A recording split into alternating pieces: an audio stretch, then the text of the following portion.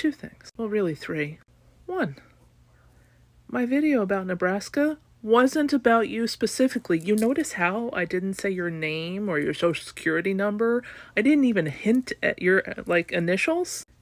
It was a general statement, not a personal attack. You can go back and watch the video. It's still right there. You notice how I didn't say Amelia, 684 Main Street. Sometimes there's listening, like active listening, and sometimes there's just hearing what you want to hear. Go ahead and stitch my video however you want, but you can't just make it true by posting a video. I said what I said and I meant it. Obviously. No, I'm not going to change my mind, but you get as mad as you can get. Good for you. It just keeps boosting my content. If you want my video to disappear, the last thing you want to do is ride or die in my comments or stitch it. Two, well, they didn't know what they were voting for. Look, first of all, Nebraska, like most states, all states, are heavily gerrymandered. If it was one person, one vote, this country would look entirely different. So no, it's not everybody in Nebraska's fault, which is what I said in my other video. We're sorry you guys are going through this. We're going through it with you. It's not like all of our states aren't going to suffer just like yours. You just happen to be, like, depending on how you look at it and when you guys run out of money, second or third in line, but all 50 states are in the line right behind you. Not one of us is going to pull through this without harm, loss. It will be counted in dead bodies. Our fight is not with you. It's with the people who gleefully voted to everybody over because they thought, they wanted to believe that they would get a better life. So what if I step on everybody else in this country as long as I have $10 more in my bank account?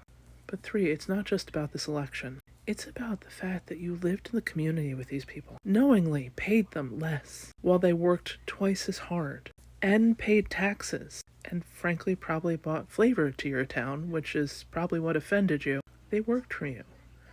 You called them family. And then you walked into the voting booth because you couldn't wait to see their asses deported. You're mad they left early and didn't wait around for ICE because you needed that spank bank material of seeing them in cuffs.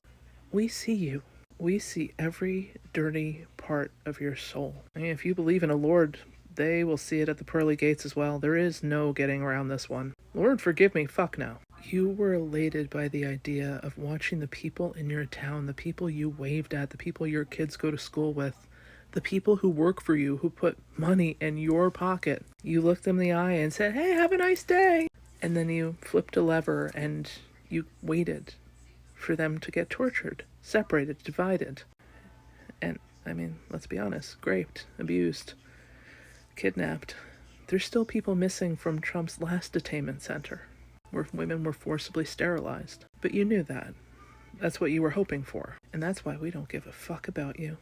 But also three, math. While it's theoretically possible somebody settled in Nebraska in 1740-something, which is the only way your family's 300-year-old farm would exist, it's highly unlikely. Maybe you meant 1854, which is when the Kansas-Nebraska Act was in effect, but before that, it wasn't your land.